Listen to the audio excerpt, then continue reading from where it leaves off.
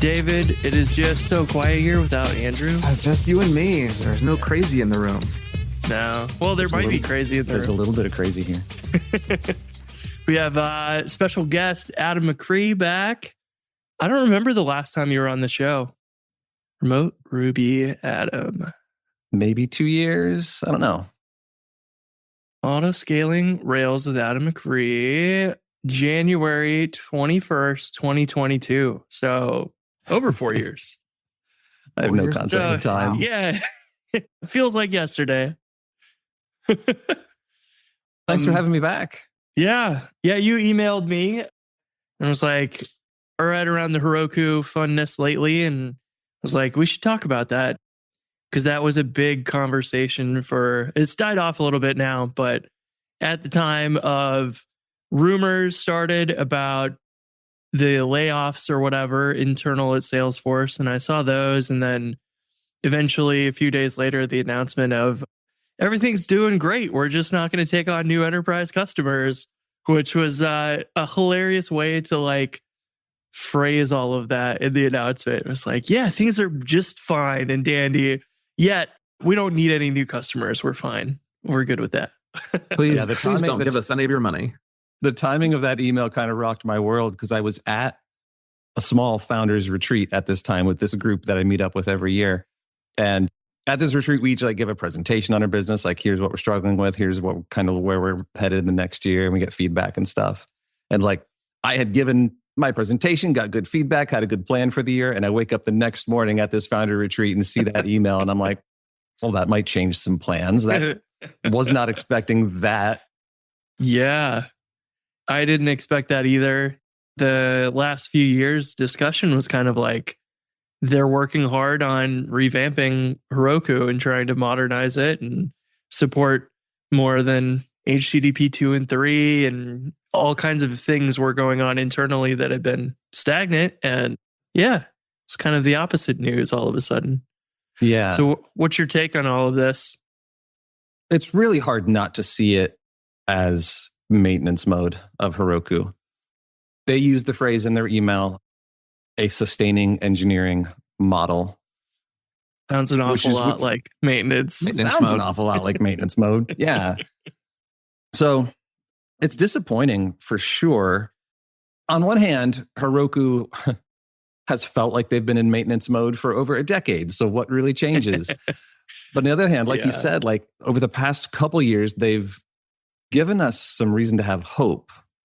Yeah, we're diving back in. We're building this whole new platform on Kubernetes called Fur. And I actually have no idea what's going to happen with that at this point because they opened it for private spaces, but it never came to the common runtime. So yeah, there's all these open questions. Yeah, as a Heroku customer, it makes me super sad because I've loved Heroku for a long time. And even when a lot of people were saying Heroku's dead, they gave up their free plans, we're never using them again. I always maintained hope. I was like, no, I still think they're a great platform. And I think they're going to keep moving forward. Do you remember when that happened? That was a year or two ago, something like that, when the free plan went away. I want to say 2 to 3 years ago. But, considering that I thought I was on this podcast 2 years ago, I don't trust anything I say. Yeah, our sense of time. Yeah. We'll have to look up that announcement. Because, that was another one that was sort of a sign of hope in a way. Because it was obviously the free tier is ridiculously painful to maintain from abuse and everything. And it was well, this is good. That frees up their resources to work on actual paying customers. And that seemed like a sad decision for people who were taking in true advantage of the free plan and stuff. And that was fine too for a lot of people who had side projects that they only used once a week or something. They didn't care if it hibernated or whatever. But that did feel at the time like a little bit of mixed feelings, but also okay, this is good. They're shutting down the leaky bucket a bit so that they can focus on the customers that do matter. That seemed like a very good decision that probably they should have done 5-10 years earlier. Yeah, that was my take on it as well. And I think it was like right after that when they like opened up their product roadmap so that, anybody could go in and look at it. And it seemed like they were making some hires and building up their team again. Yeah.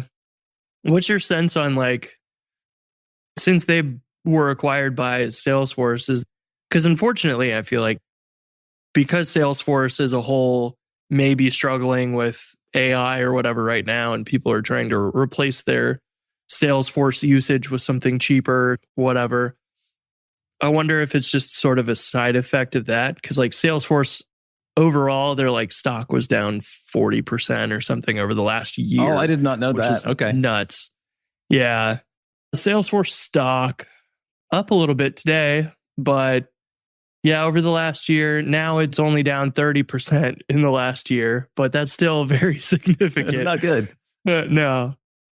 But it's funny, it's only down 4% over the last 5 years. So depends on the scale that you look at this, of course, but that is significantly down from a year ago, which is, I would expect that it's like, well, we got to look at all aspects of the business and decide. Heroku, it's kind of feels like it runs independently, but in those cases, probably management is not going to treat it fully independently anymore, I would guess. Yeah, it seems that way. It seemed like when Heroku got sort of its renewed life in the past couple years, I do think the focus was on more the enterprise tier of things. We've all been wishing for more dyno types, so we had more choices. And they launched 2 new dyno types, but they were like on the high end. Like now there's large XL and large RAMs. Like, no, we wanted more granular stuff in between.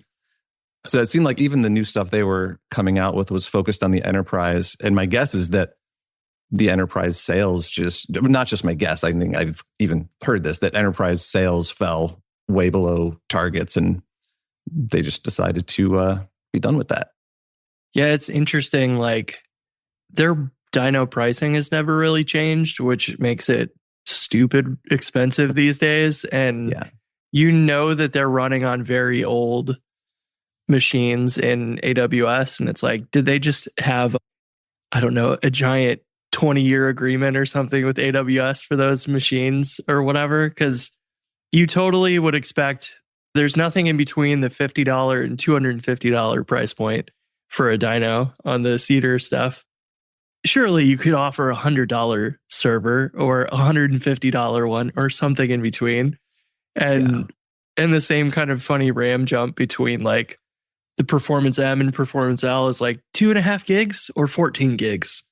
Nobody's going to need 8 gigs or 4 gigs or like something in between. I always found that funny. Yeah. And certainly with our customers, the biggest pain point is the standard 2X to Perf M that a lot of Rails apps need more than a gig of RAM. But that takes you from a $50 dyno to a $250 dyno, which is just a horrible, horrible deal for what you get for 2.5 gigs of RAM. So yeah, those are the kind of things that I kept holding out hope that we're going to see more choices. We're going to see more powerful machines and cheaper prices. I still think Heroku is a good, stable, reliable platform with a great developer experience, but I definitely don't see any of those improvements coming anymore. Yeah, right. Especially after that announcement, which theoretically, adding a few dyno types is not very hard. Adding some stuff in between there, it shouldn't be very tough theoretically, but I don't know. The internals of Heroku there. But yeah, that seems like, all right, this is just the way it's going to be until everybody slowly trickles away.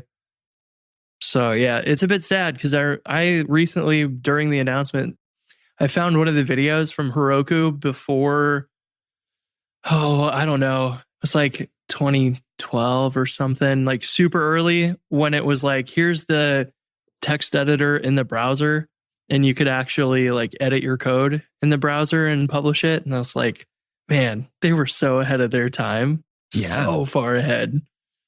Now look at them. Thanks, Mark Benioff. David, what's your take? Any other thoughts? I'm one of the people who kind of jettisoned out of Heroku when the free tier went away. And it wasn't like a violent jettisoning the way you had talked about. I wasn't like, I'm never coming back. Come on, that's the way to do it. Violence is the answer, man. No, violence is never the answer. But it was pretty consistent. Like anything that I had on Heroku, gradually but pretty consistently, everything got peeled away and went somewhere else because there were other cheaper, better developer experience options that just, if Heroku can't give me that anymore, then why am I staying with it? Yeah. So what have you gravitated toward? At the risk of sounding like I'm blowing smoke up Chris's butt, a lot of things got migrated over to Hatchbox and just hosting out of usually, I think, DigitalOcean, but managed through Hatchbox because that kind of gave me the experience I wanted. It was nice and simple, and I can click a few buttons and, oh, look, everything's deployed and running, and I don't have to get into the nitty-gritty of it. When your app breaks in production, you want to quickly understand and fix it, not sift through the logs for the next hour. That's where Honeybadger comes in. Honeybadger notifies you of errors, outages, and performance issues as they occur and helps you respond instantly when your systems go down. When you need to dig deeper, Honeybadger's advanced query engine helps you reach into your logs and grab just the information you need. With error tracking, performance and uptime monitoring, log management, and support for over 10 languages, Honeybadger is the best tool to gain real-time insights into your application's health and performance. Best of all, it's free to get started and setup takes less than 5 minutes. Be sure to bookmark honeybadger.io. That's www.honeybadger.io.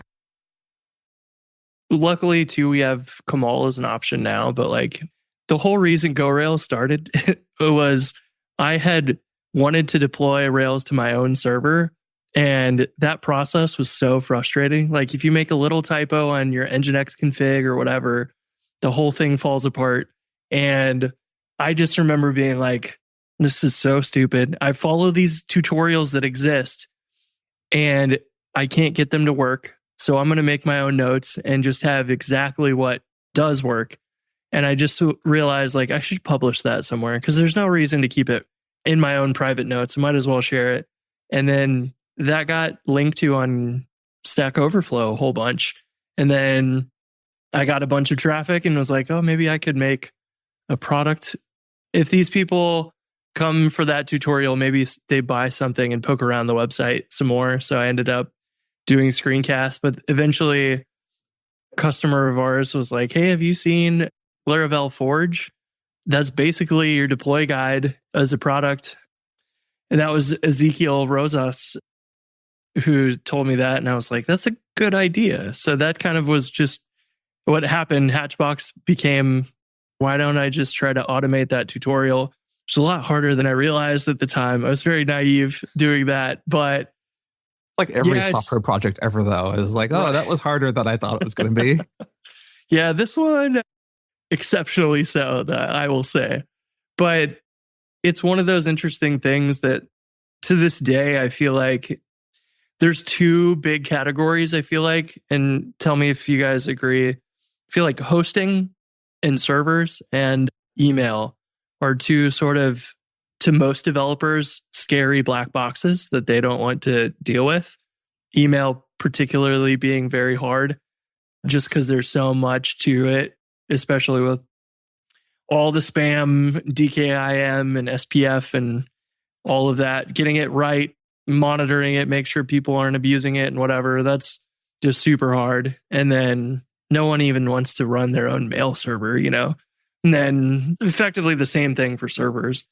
Well, I built my application. I really don't want to have to worry about infrastructure and virtual private networks and security groups. And like, if you even ever try and do this on AWS, you get down the rabbit hole really fast. Because Heroku was like, here you go. And Heroku even takes it and simplifies it further where it's like, don't even think about servers. Just think about your processes and how many of them you want.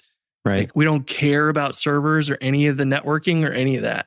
You want Sidekick? How many you want? How many Rails servers do you want? That was and still is kind of the reason why the platform as a service, Heroku, Railway, Render, etc., are all so phenomenal because it just takes a whole layer of things out of the equation, which I think is awesome, which you know extremely well with Judo Scale. Have you seen people moving to these other providers? We definitely have customers talking about it. We haven't seen like an exodus yet. That might still be coming, but it's also the kind of thing where it's just like the negative voices are always the loudest. I get the feeling that like the majority of our customers either aren't paying attention or don't care. And they're just, things work on Heroku. We've got other things to worry about. So they're fine for now, but who knows, 2 or 3 years down the line, Heroku is still going to be around and it's still going to be a solid and reliable platform, but I'm sure it's going to look exactly as it does today. And the other options that are continuing to progress are going to look even more appealing. So it feels inevitable that over time, our Heroku business is going to decline, I would think substantially. We just haven't seen it yet. That makes sense to me, considering your customer base needs autoscaling, which means they are seeing various levels of traffic. They need to be prepared for that at any given time. They do not want to, and they cannot just pick up and leave. Like our customers for Hatchbox, it's like they're mostly side projects or small businesses that like, yeah, you know what? Nobody uses it Saturday and Sunday. So it's not a big deal for us to go into maintenance mode for a weekend and then now we're on a different platform. That's not probably your typical customer base, I would guess. Exactly. Yeah. And have you seen much uptick with Hatchbox interest since the Heroku? Yeah, mostly because people are like, and this is what I was just going to bring up as the other thing was like, a lot of those customers I would also guess are the ones who look at it financially and say, look, we don't have to have any DevOps people. We don't have to like worry about this stuff at all. And that is worth the cost because we could spend $10,000 a month on Heroku and it does not matter because it's still cheaper than hiring a senior DevOps person who's going to cost $250,000 all in or something every year for their salary and healthcare and whatever else. So when that got announced, I was like, I'm just going to throw our name out there in case anybody wants to migrate. And we've gotten all of those small customers that are actually, you can get, and we've done the calculation for like, I don't know, 25 or 50 people since then a couple weeks ago. And it was like almost all of them were about a third the cost if they moved to Hatchbox and DigitalOcean, or even Hetzner was even further sometimes. Hetzner is in a weird spot because they only have a couple data centers in the US. They just raised their prices because of RAM and storage going way up. And then I've also noticed that like on their subreddit, Hetzner is like, well, and one of our customers was like, hey, I connected to Hetzner, but it doesn't give me any options to create a server in the Falkenstein region. And I get poking around and it's like, they've just totally shut off new servers being created in their main data center in Falkenstein. Oh, wow. And I was like, oh, crap. So they might just be having an enormous explosion of growth over the past few years. I know Hetzner just went from sort of, you'd hear them occasionally, but now it's like common as a suggestion or whatever, because they were so price competitive to anybody else. But that's now causing some issues, I guess, with growth and whatnot. We've definitely seen interest a lot because of just Heroku's pricing is even remotely up to speed these days. But even if you went to Railway or Render, they want to charge you per application. And because we just charge by the server, if you're somebody like me who has a server with 6 apps on it, you pay us $10 and you can run all 6 apps. Because we figure you're not going to be deploying all 6 of those applications all the time. Like that server is probably running a bunch of side projects. And if you did have something more important, it's going to be in a cluster with a load balancer and a dedicated database server and whatnot. So we have managed to target that niche that no one else cares about. And Render, since Heroku's announcement, announced they raised another $100 million. Did you see that? I did not see that. Wow. Yeah. Yeah, it was like 2 weeks after. And they had the banner at the top of Render's website that was like, migrate from Heroku. And then I went to their homepage again to like grab that link for something. And I noticed it was gone, and it was like Render raises $100 million at a 1.5 billion valuation. And I was like, good God. So they're all incentivized. Salesforce buying Heroku was interesting because it meant that they're not trying anymore to pay back their investors and stuff. But Render, Railway, pretty much everybody else is heavily capitalized with venture funding and stuff. So they have to aim for that. And Render's been weird. In Jumpstart, we used to like have I think we still do, but we had like the Render YAML file, like the blueprint thing where you could kind of just point it to the repo and it says, okay, we'll spin up those resources for you. But what I didn't know is like the free tier, they kind of hide that that's a free database only for the first 30 days. And then we delete it afterwards unless you upgrade to a paid thing. And I was like, well, this sucks, because that was the whole point of having the Render blueprint here. Like Heroku, get your app spun up effectively free for staging, play with it live, share it with your friends or early users or whatever. But then I was like, wait, if my database is going to be deleted in 30 days, this really isn't a free tier at all. That's a free trial, not a free tier. So yeah, it's just a bit of a bummer, the whole situation, where Heroku, I feel like, just nailed so much so well. And then a Render kind of in my mind is just like a not as good Heroku. Yeah, that was kind of our take on it as well. Are you tired of babysitting your job queues? Let us do it for you. JudoScale monitors and autoscales your job queues so you can stop babysitting and get back to coding. We support Sidekick, SolidQ, GoodJob, and just about every other job backend in Rubyland. And of course, we autoscale your web services too. JudoScale scales up your apps faster than any other autoscaler, so requests, timeouts, and backed up job queues are mitigated before they become a problem. JudoScale has a free plan you can use forever, so there's literally no risk, whether you're on Heroku, AWS, Render, or any other cloud platform. Visit judoscale.com and get your job queues under control. As we integrated with each of those platforms, we put an app on Render, we put an app on Railway, we put an app on Fly and Amazon ECS, just to get a feel for each of them. But it's been a year or more since we've gone through that.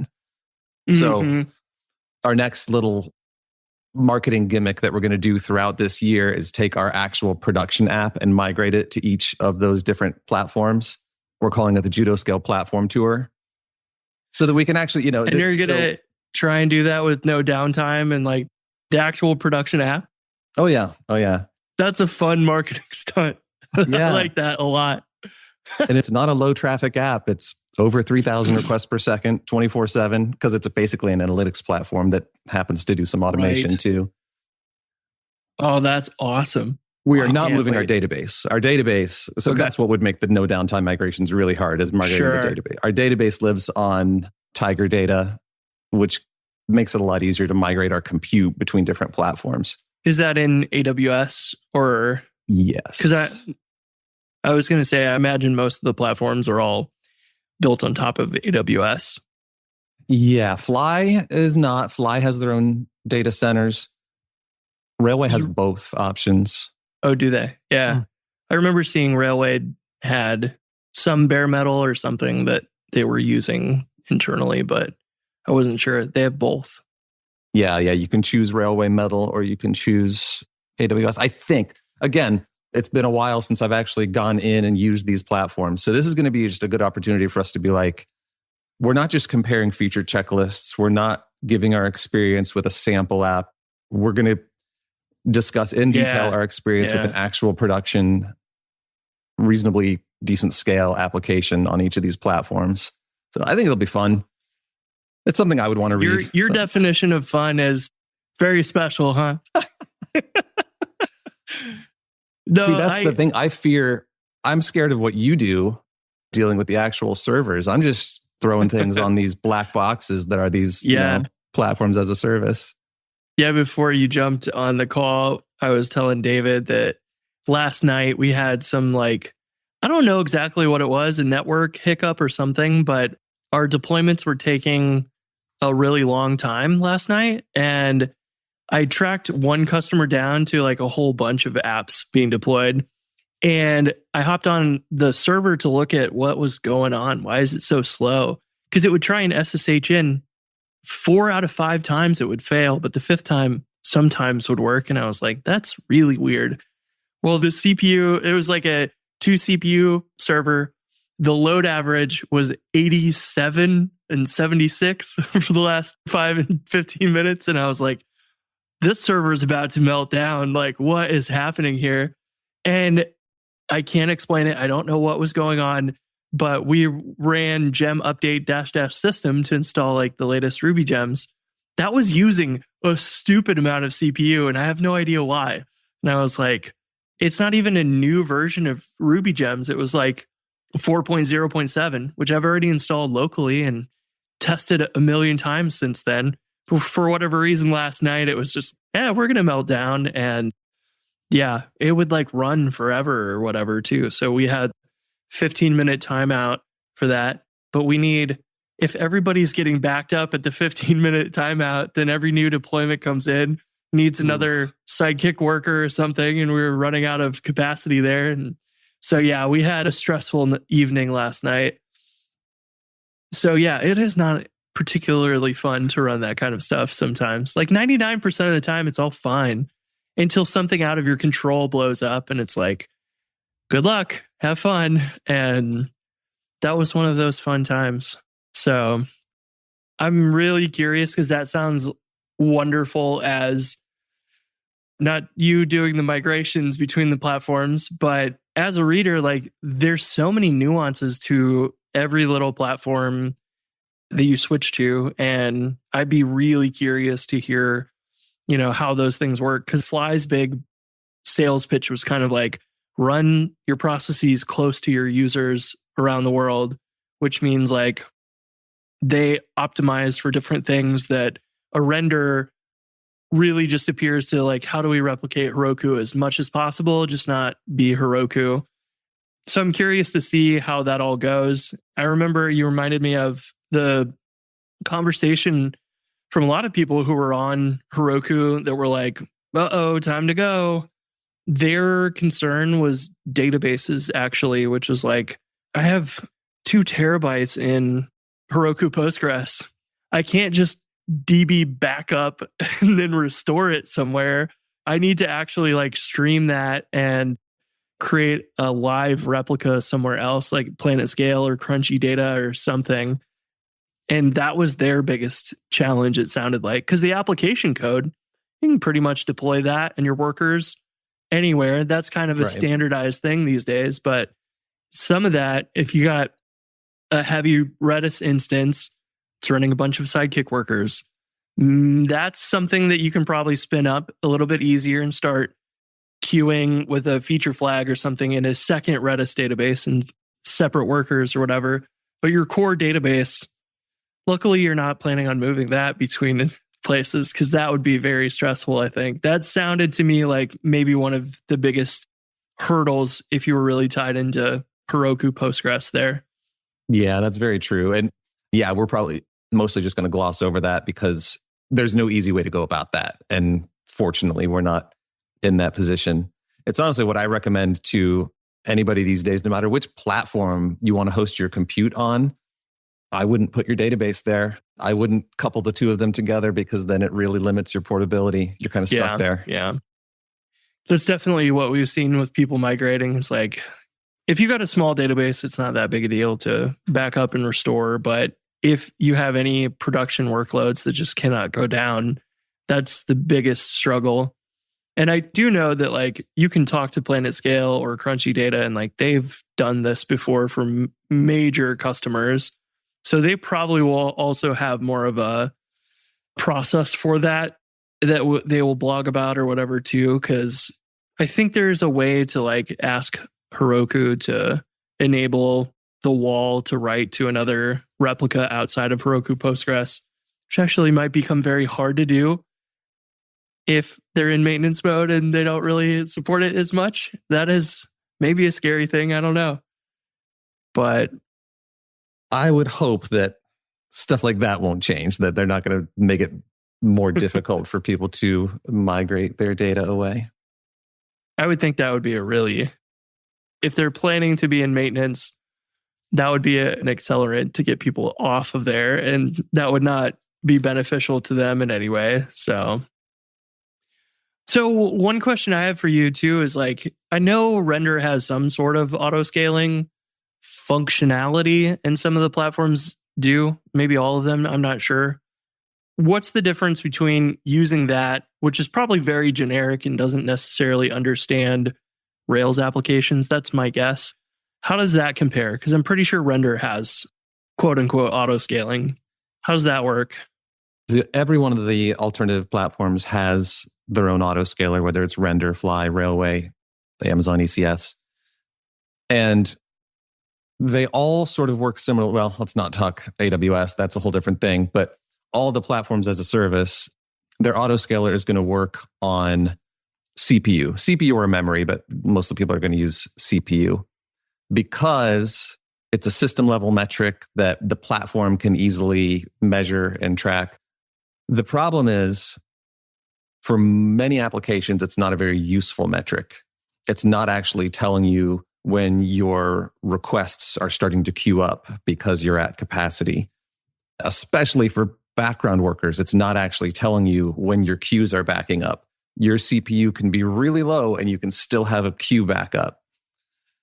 To autoscale based on that kind of stuff, you actually have to have code that hooks into your application, that is aware of how to query Sidekick queues, that is able to get into your Rails middleware to measure request queue time. So none of these platforms are going to do that because they don't want to maintain this language-specific platforms, framework-specific code for all these things. And it can be annoying, but that's what we do. So we have specific Ruby integration, specific Python and Node integrations that actually hook into the web frameworks and job backends to be able to measure that specific stuff. It makes no sense, but especially for background workers, like looking at CPU or memory. Yeah, you could have a ton of, or in our case, like we have SSH connections waiting for this command to finish on the server. And it's like low CPU, RAM is just stable because Sidekick spun up and it's just running. So we would have zero metrics to actually scale that up without any knowledge of like, okay, where's your queue? How do we get that information? So that makes a lot of sense. Judo scale is always going to be valuable because none of the platforms, or it's highly unlikely any of them, put that level of effort into a specific framework. Right. Which they all want to be extremely generic, which I found that was kind of annoying about the first time, and it maybe improved or whatever, but I think the first time I used Render, it could tell like you had a Ruby application, but that was it. And it would like install or use like the Ruby Docker image or something, but you had to like type in the commands to build your app. And it's like, well, that's frustrating because there's all kinds of times that changes. We have like detection for Node.js and Yarn and PNPM and all the different package managers. And then we might need to run that so that Webpacker runs or JS bundling runs properly or whatever. So we have a lot more specific things. And like, if they're going to force that upon the users, which Heroku build packs were so good because you have people like Schneems who's able and very capable in that specific language and framework and very in tune with it. Like they can go build a phenomenal deployment process there. But the more generic you get, the more it's on your shoulders to deal with things. And, like the auto scaling thing is a good example of that, where it's like, yeah, kind of useless in most cases, I would guess. And I guess maybe they could do some requests because they got to proxy the requests into your application somehow. So maybe they could measure like request times and queue for that, but that's it. Not background queues or anything. Yeah. Even for request queues, most queue time is spent on your web container queued at the socket layer waiting for a Puma worker to pick it up. So it's like, at least on the Heroku side, the Heroku router has already sent the request to the web dyno, and then the queuing is happening on the web dyno. Yeah, it does become a difficult thing to measure. But yeah, I mean, then on top of that, like these built-in autoscalers, they just feel like a feature check mark. They don't give you much control over the autoscaling behavior. They don't give you much visibility into the autoscaling behavior. Now, Render has $100 million more to play with now, so maybe they'll make it a whole lot better. Who knows? Yeah, maybe there's an acquisition they need to make with a good chunk of that. Yeah. Yeah, it makes so much sense. This week we're talking about like there's all this application monitoring for errors, and you've got Honeybadger, you've got AppSignal and Sentry and yada yada, and like none of the application hosting seems to really integrate that. And it's like, why don't you have next to your resources and that stuff, like where's your metrics on like slow actions or background jobs or errors and that sort of thing? Like it's also disconnected. And I think it's similar where it's like, yeah, you know what? We got people will pay us for the hosting. We don't need to go too much deeper than that because we don't have to, but no one's really nailing the experience because they're not doing that level of integration. And probably the only place that I've seen really doing that is like Laravel Cloud. They are killing it. You just made me think of that because I'm like, yeah, because what you need is a host that is also committed to the language and the framework. And I'm like, oh, that's Laravel Cloud. Yeah. Yeah, the stuff they're doing is incredible. But they also raised $53 million to go build that and other stuff out. So I don't know. Maybe we just need some very rich people to give us money. Maybe that's it. People have suggested, why don't you just build your own like Rails focused hosting platform? Because it sounds horrible. That's why. I might be able to confirm that. It gets into another topic we were going to talk about, which is what is business like in the era of AI these days? And that's been particularly interesting to see because in the early days of GoRails, I realized education is not a good business. You can get to a certain level, but it always plateaus. And the real big problem is if I teach you what you're trying to learn right now, then like, cool. Peace. Thank you. I'm gone. I don't need you anymore, which doesn't make for a good business in the long term, which is kind of what led me into building Hatchbox in the first place. It's like, at least this will be something sticky. Then the trade-off that I didn't realize at the time was you go from something with extremely low urgency or criticality into something that's like, hey, if it goes down at 2 a.m. on a Sunday night, you got to be there to go fix it. Yeah. And that is a very different thing that you sign up for. And I didn't realize I was doing that until it was a little too late. And I would venture to guess that Judo Scale is very similar. Like it is critical. It needs to be able to pay attention to stuff. Whenever anomalies are happening, you need to be there to respond in very fast, I would assume, in most cases. For sure. Yeah. So you have an equally critical product there. Because GoRails is just kind of getting eaten alive the last few years, which sucks. We may have talked a little bit about that at RubyConf or something when I was starting to see it. As I've heard about, like, is it Jeffrey Way from Laracasts? Yes, yes. He's kind of talked publicly about the struggles that they've gone through and definitely makes me think about you and like, hope things are going okay. I'm glad that you have these other products. Last I saw from Jeffrey was like he did some layoffs, if I remember right. Yeah. Because I was talking to Aaron Francis at one of the Rails comps when he came, and he was telling me that like Jeffrey was paying like $18,000 to have somebody go build an entire course for Laracast. And I was like, dang. And I think he was able to do that because when you install Laravel, the dashboard, the homepage thing is not just the big Laravel logo. It's like 4 different things. One of them was Laracast. And it was like, oh, wow. Here's direction for you to go. So he was like, Jeffrey doesn't work for Taylor and the Laravel company, but he was effectively like you're in with us, you're helping. This is incredibly important. And we don't want to do that. You're already good at that. Jeffrey's been in there in the community since the beginning too and whatnot. But Rails doesn't have that kind of same look at things or whatever, which is fine. It's just different. But I think that helped a ton for him to get to the scale that he did. Oh, yeah, that's huge. With Laracasts. But he seems to be also getting hit pretty substantially then by AI scraping all the educational content and saying, yeah, this is ours now. You like this? The other day, I went to search for something. Oh, it was Rails 8.1, I think, adds the Rails credentials fetch command. So you can say like Rails credentials fetch judoscale.api key or something. And it will actually decrypt your credentials and then go down those keys to return the value on the command line, which is what Kamal does in order to get your keys or whatever for Docker Hub or whatever. This isn't apparently documented anywhere except for GoRails. I remember seeing it somewhere, maybe in the Rails like changelog or something. So I made a screencast on it. And that was a long time ago. I searched for it the other day and was like, I don't remember the syntax or whatever this was.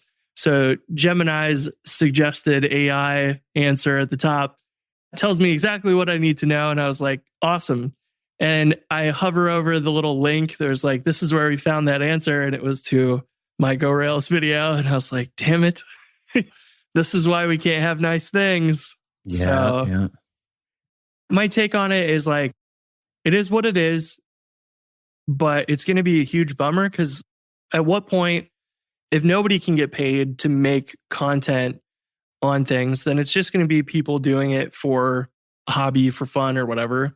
People don't seem to want to do that as much anymore anyways, because they know it won't get any views. Their blog won't get any traffic anymore. So it's like, how is any of the new Rails 8.2 or 9.0 features going to get thoroughly documented with examples and real world use cases and stuff that like AI can actually use and take advantage of when it's generating your code? If there's just the API docs, which are just like tiny examples that don't show a full integration of anything, are we just going to get stalled in time where Claude is like, well, we have the 2026 flavor of Rails because no one was documenting anything from then on of how to use these new features. So all it does is generate code from like a specific era because all of the new content that it would be trained on is not going to be created anymore. So it's a weird thing to think about like that. Yeah. I mean, I can imagine AI is spinning up example apps and trying to do the more immersive walkthroughs and things like that. But you don't know how much it's going to hallucinate along the way. Like, how much can you trust it? Yeah. And is it going to just generate, it generates code based upon things it knows, and then it's going to train itself on that code and just further reinforce itself on the current way of things. I'm sure they're working on that kind of stuff. It's like maybe weight new content more than stuff it's already seen or whatever, but it's going to be interesting. I'm not terribly opposed to like GoRails going out of business and we don't make screencasts and stuff anymore. It's been 12 years. It's been a long, good run. It's been a grind for 12 years. Like, I would enjoy a break. I'll probably still do it for fun because it's fun to share things you've learned and creative solutions you found to a problem. It's like, oh, I wish I would have known this, how to do this 10 years ago when I was working on something here or there that I really struggled with. Like, I still find doing that stuff fun. So I don't want to stop doing that. But if I could stop doing it to pay the bills and have something else as my day job, I wouldn't mind that. That would be fine. I believe that. And I think a lot of the YouTubers like that do programming content have all just stopped for the most part. And there's like the Primogen is an example of somebody who still does programming content, but he's like an entertainer, not a screencaster where he's showing you how to do things. A lot of that content has dried up, it seems like, which is same thing. Just kind of unfortunate. And you've probably seen the Stack Overflow graph of like the views it has now is the same as just when it started. So that's not good either. There's a lot of bad content on Stack Overflow too, don't get me wrong, but at least there was some place for you to go. That was important. Yeah, I mean, it's definitely changing how we approach like our blog. Whereas, in the past, we might have talked about like, here's how to do something. Here's a problem that we tried to solve and how we went about doing it. And now that stuff's just not as interesting. It's not as attractive. People aren't looking for it anymore. They're asking the AI chat how to do things. They're not looking for blogs. So yeah, our blog is much more toward like our opinions on things, our experiences with things. We try to make it as personal as possible. So it's not just something that either an AI could generate or that you would search for in an AI agent. It's almost more on the entertainment side, balancing an entertainment and education. I think that's still extremely important because that's not something AI can do for you. You could ask it for an opinion on something, but real world experience is going to trump that every time. So that's going to be very useful. Just like you're saying, like this year, you're going to have a fun time migrating across different platforms. That's something AI could just give you some, it's just going to regurgitate some Reddit threads or something that people compared the platforms from, but you don't know when, Right. You don't know what the context was. It probably wasn't very specific to Rails or whatever kind of stuff that you guys will have in that. So I think that stuff will still be extremely useful. And I've seen your blog posts from the Heroku after the announcement. Here's what we think about the alternatives and everything that's going on. That got shared a ton. That was on Reddit. I saw it on social media a bunch and our Discord because that content is still extremely valuable and cannot be generated. It cannot be just randomly created by AI or anything. Like that has value, which is good. I guess it's just going to make you really pay attention to like what things actually are valuable and unique that we have to share, if that makes sense. Yeah. For us, we just try to ask ourselves, like, what are the things that we would want to read? It's a dangerous trap to get into. It's easy to get into the trap of thinking like everybody's like me. So what I like is what our customers and our audience is going to like. And that's not always true. But it still tends to be what I lean on. Otherwise, if we're producing something that we just think somebody else might want, it's not going to be genuine. It's not going to be uniquely us. That I can 1000% relate to because making videos every single week for 12 years is, you get a lot of requests for like, hey, will you cover React or whatever? And I was like, I don't know it. And I can go spend 40 hours and try to learn the basics, but I'm more or less going to give you the same thing that a getting started guide is going to show. If I don't have deep knowledge of something and ran it in production, like I'm not going to give you the juicy tidbits that only come from experience. So that content for me was like not a good use of my time and not something people really got any value out of, I feel like. And then to keep it sustainable too, if you're trying to do content for the long game, I don't know of any other way of, you got to write for yourself on some level, because at some point you're just going to burn out or just get stuck in a rut of like, what do these people want to hear? And it's like, I'm not those people, so I don't really know what they want to hear. And I can imagine a few things, but I can't ever get into the like really interesting topics that they might be able to resonate with, but you can't because you're an outsider or whatever. So I've felt that too, of like the last few years to keep GoRails fun for me. It was like, I got to build stuff on the side like Hatchbox or Jumpstart, and then interesting problems I solve there, turn that into content because I found it interesting and I learned from it.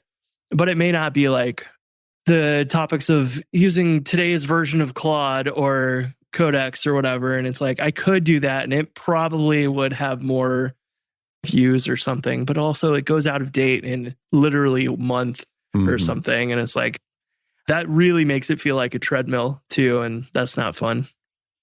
Yeah.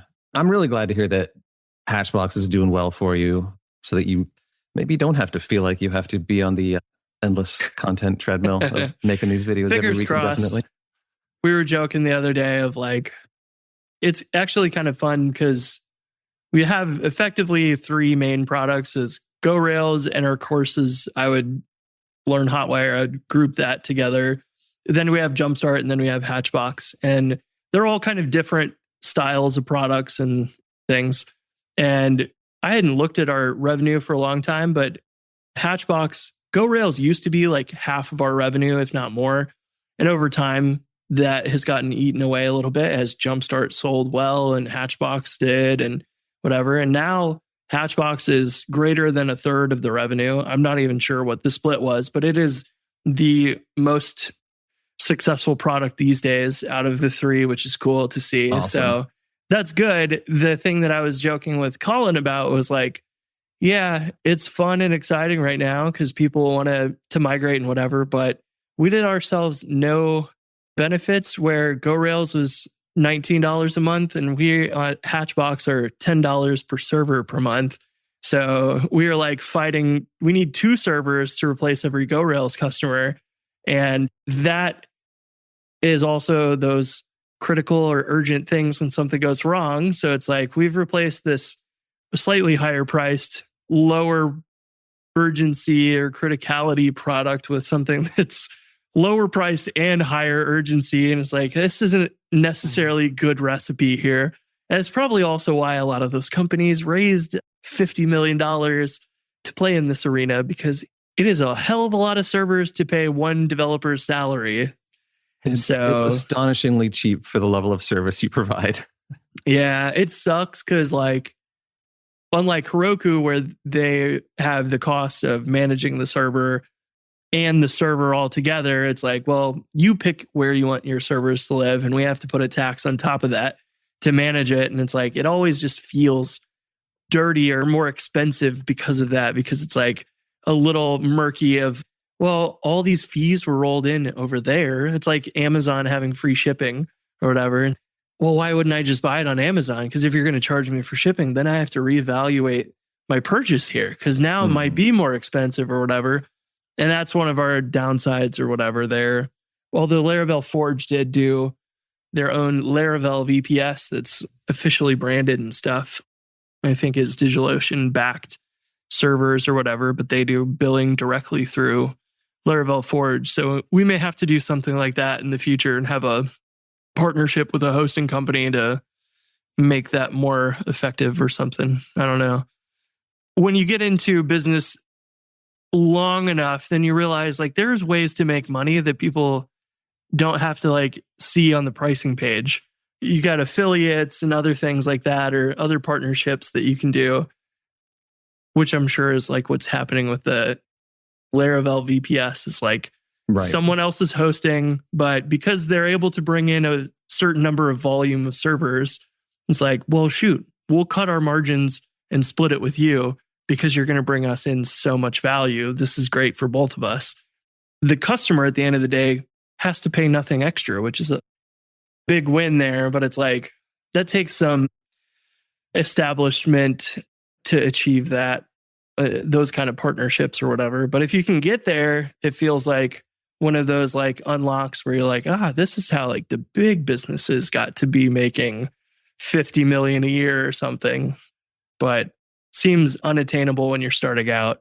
It does. How are things with the business of Judo Scale? It sounded like you said things were more or less unchanged with the Heroku announcement, which is good to hear. So I'm hoping that servers are still hard. Autoscaling is still hard. AI can't just like jump in and take that business away. I hope. That's my fear every night, but so far it's going great. We've been growing steadily, and we're still probably 80 to 90% Heroku, even though we've expanded to other platforms. But, we started on Heroku, so the majority of our customers are Heroku. So we'll see how that changes over the next few years. But we've kept the team small. It's still just me and Carlos full-time, and then John part-time. And I love just having a small team like this. I still love working on it. That's good. And because you've literally saved your customers bacon many times with autoscaling. Like, it's one of those things that if they do want to migrate away to another platform, it's like, well, I don't want to lose and start from scratch without JudoScale. So hopefully that becomes the thing where they reach out to you and they're like, hey, we're going to do this migration. And it's like, oh, you already work with Railway or Render or whatever. And we just want the reassurance and stuff that this will go smoothly. And then, of course, later this year, you'll have your blog series of like, we've already done the migration for you, so you can use our expertise, which is, I think, very creative and a like really good use of sort of teaching your own customers what they may or may not make the decision of here in the future for. So that, I think, just lines up so well. That's good marketing, really good marketing.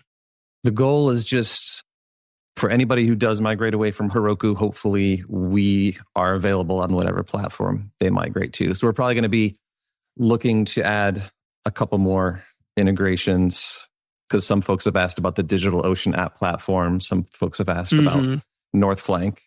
And I've heard good things. I've seen Northflank come up a bunch lately. Yeah. Yeah, I've heard some good things about Northflank. So that's definitely a platform that I want to try out as part of the tour and hopefully integrate with as well. Yeah. I remember like, this is a long time ago when the DigitalOcean app platform came out, and it was like not the best experience because it was very brand new. But then I haven't heard a ton of people talking about it since, which is probably a good thing, where it's just like, it works, right, and it's just all reliable, and they don't have to do, because DigitalOcean, they IPO'd, I think. So like, they're just in a good place where it's like, yeah, we got a bunch of stable, reliable stuff. Here's all the things we do. They're always doing, AI or GPU instances and newer, exciting things. But like the stuff that they've got, droplets and all the old managed databases and whatever, it's just like, it works and it's reliable. And so that may be a good one to check out, because I think it goes under the radar quite a bit. Yeah, I had written it off a few years ago because I had heard just so many negative things about it. And then like you, I kind of hadn't heard about it for a while. And it has popped up recently with the Heroku news, with some people asking specifically about DigitalOcean app platform. I'm excited to see how Northflank is, because that was one I was like, what even is this? So yeah, it's cool to see. It looks like a really neat platform and stuff, and supports all kinds of cool things, just like everybody else does. They used to be a bring your own compute platform, like you bring your own AWS account or GCP or whatever. But now, and I don't know how long they've had this, but I don't think they had it the last time I looked, they have a fully hosted option. So those are, as we do our tour and we think about platforms that we want to integrate with, we're only looking at like fully managed platforms like that. Yeah. So that's the most that equivalent. That's really the only equivalent to a Heroku. You don't want to get into the AWS console and be dealing with any of the management and backend things there. And just even for like, well, we spun up one thing and this US West 2, for whatever reason, we've been paying $100 a month for that and forgot all about it. And those platforms are worth the cost. And it probably isn't even much more using a fully managed thing over like something that manages your AWS account. That was kind of what we saw with Laravel as well. It's like Forge manages your VPSs and servers directly. Then they did Laravel Vapor, which was their serverless thing that would run. I can't remember if it was on your AWS account or theirs or whatever, but it was like, here's the serverless thing. But they've come back around now to, and I don't know if they'll just keep running Vapor forever. If it works good for some workloads, maybe they will, but cloud is really their equivalent of the Heroku experience, where it's like, yeah, unless you have weird needs where you need your own Google Cloud or AWS or Azure, like really you want to avoid it as much as possible, even if it's worth a percentage point or something on your bills. It's worth it. I mean, I definitely feel that way, but yeah, I would say AWS is still the most common jumping point for our customers who have left Heroku in the past like many years. Going to AWS is the most common. And I don't know, I kind of feel like there's that old saying, nobody ever got fired for hiring IBM, because it's just like, people just assume like IBM, they're tried and true, they must be good. I feel that way about AWS. I feel like it's just the default. So people just assume that it's going to be fine, but they have their outages occasionally, but like no one else really has, like Cloudflare doesn't have a Amazon SES for sending email yet. They're just about to launch that, but like there's just a stupid amount of services that AWS has. I mean, you look at their instance list and it's like there's 45 different types of servers, and each one of those has 12 or 20 or some ridiculous number of sizes of each of those types. And it's like whatever weird case you might have, AWS can handle it. So it is pretty easily the de facto there, because I've tried to play with Azure and Google Cloud, and they are in some ways worse of a management interface for all of that, which is hard to believe that you could get worse than that. And I guess AWS probably always, from the very beginning, wanted to serve the enterprise, because it was like you always had Slice Host and DreamHost and like little places that would do VPSs. And it was like no one offered VPCs and like the level of complexity that a giant enterprise would want. And they just had to work backwards and try and make it accessible to the average user, which is probably why it's just inherently complicated as hell. But were those people moving to a specific type of service on AWS, like a Fargate or something? It's usually Beanstalk or whatever. It's usually ECS, Fargate. ECS. Yeah. Yeah. But sometimes they make the jump to do Kubernetes. Mm-hmm. Yeah, if they're willing to do a bit more DevOps stuff, I guess, for that. When you grow to a point and you have like a dedicated ops team, it definitely can make sense. My advice is always, it has less to do with your app and more to do with your team. If you don't have dedicated ops people, I do not recommend going to AWS. Yeah. It's going to take a lot more time than you think. Yeah, it's kind of like monolith versus microservices. It's kind of a team thing in a way that's organized for front end and back end teams and dedicated people for specific functionality. It depends on how you want to run your company and stuff. You want to touch on conferences? That was our last topic that we were hoping to touch on. Yeah, we can keep it short. Yeah, I just wanted to mention that I'm going to be trying to hit basically every US Ruby conference this year. I think JudoScale is sponsoring each of them, I think. I don't know what you guys... Well, David, I know you're going to be at RubyConf for sure. I was going to say, I have seen JudoScale on a lot of the conference websites, so that's pretty exciting. There's quite a few this year, aren't there? Do you remember your list of conferences?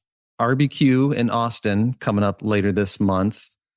There is Blue Ridge in June, maybe? April 30th, May 1st. End of April, early May. Oh, right. Okay. Yeah. Then RubyConf in July. Is that right, David? Yep. Mid-July. Rails World in September. Are you sponsoring Blastoff Rails? No, where's Blastoff?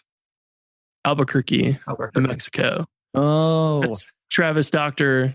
Well, we'll have to put you in touch. Yeah. I think I saw that one and I was intrigued, but I had to draw the line somewhere. That's true. You've got a lot. Is there any more? Rails World will be in Austin in September. Yeah. Sponsoring that? Yep.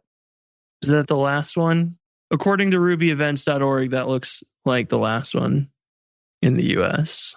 Those are the four that JudoScale is sponsoring and I will be at. Sorry, Blast. Awesome. Next year. I'll see you at two of those. All right, RubyConf and Blue Ridge. I already put all my money in to make sure I go to that one. So awesome. Nice. I got to make it out there one of these times.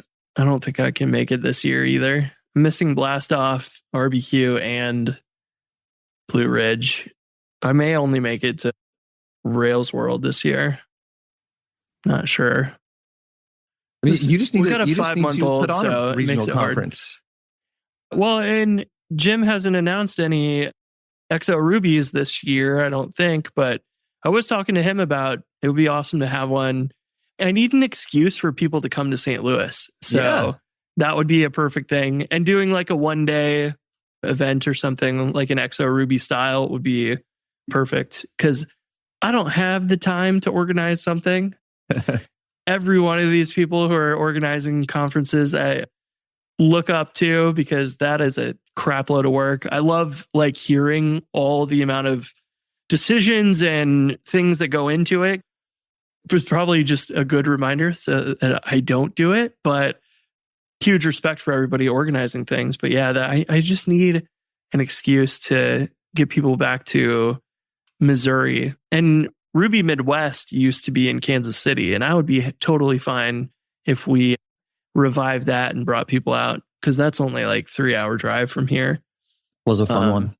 That was really good. I wonder if we were there, because I was just a shy like kid from college when I went the couple years, and I didn't really get to know everybody there. But I have somewhere in a bag somewhere, when I was moving, I found my Honeybadger t-shirt from Ruby Midwest and took a picture of it and sent it to Josh. And I was like, look at this. Like, it's just collecting dust in my closet. But we probably met, but actually never became friends until years later afterwards. So that was like a fun thing to look back on. It's like, man, I wish that we had just actually become friends back then. We could have been friends this whole time. Yeah. I'm sure you and I crossed paths there, but I don't think we actually met until a few years after that. Yeah, I don't think so. So that was a very good little regional conference. I miss those days of like the little 100-person, 150-person ones that were kind of just everywhere, sprinkled all over the US. We would hop in the car and drive for a day to go to one of those and there was one in Tennessee or something.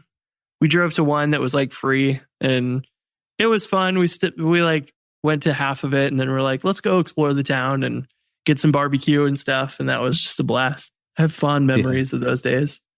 Yeah, I love the regional conferences, just usually single track, a smaller attendee count. You feel like you can almost get to know everybody there. It's a lot of fun. It's the best. Well, like, huge shout out for sponsoring all of those, because sponsorships, I know, are a very hard thing to get as an organizer, and I'm sure they're all hugely appreciative. And I hope we can get enough servers on Hatchbox one day to also do some sponsorships as well, because I would love to give back, and that's a great way to do that. Yeah, I feel very lucky that we're finally in a position where we can do that. It feels good. The last thing I have for you is, do we get a live ad read, in quotes, I guess, now that you're on the show for the sponsorship for Remote Ruby? Do you know how many takes it takes me to get one of those right?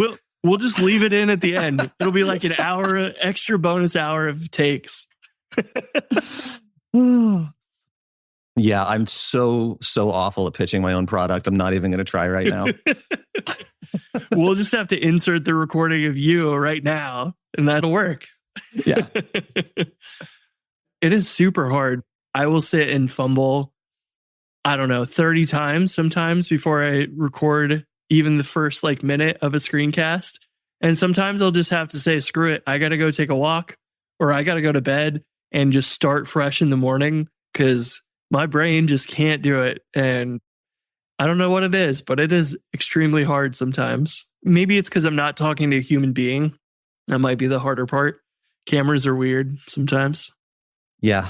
Talking about myself, talking about my product has never felt natural to me, like even after 9 years of doing this. So yeah, instead I will just say, if you're interested in the Judo Scale platform tour and you want to follow along, come to our blog, sign up for our newsletter, and yeah, be a part of the fun. We got a link to the blog post that John wrote about Heroku as well. We'll have that in the notes, which would be a good one. And then definitely sign up for the newsletter, because I want to hear about this ridiculous migration for fun that you're doing this year. Going to be a good time. And David, any other last questions before we wrap up? You guys covered all kinds of stuff that I'm just kind of like, well, this is new. I need to pay attention to this. So yeah, I don't, I'm pretty much just kind of drinking it all in right now. Nice. All right. Well, we'll see you in another 1 to 4 years, I guess. I will see you at RubyConf.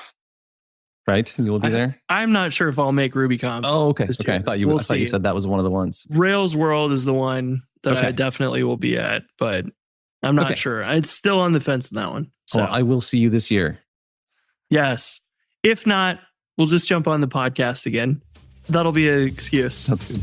David, I will see you at RubyConf. I'll see you there. Nice. All right. Thanks, guys. Thank you. See ya.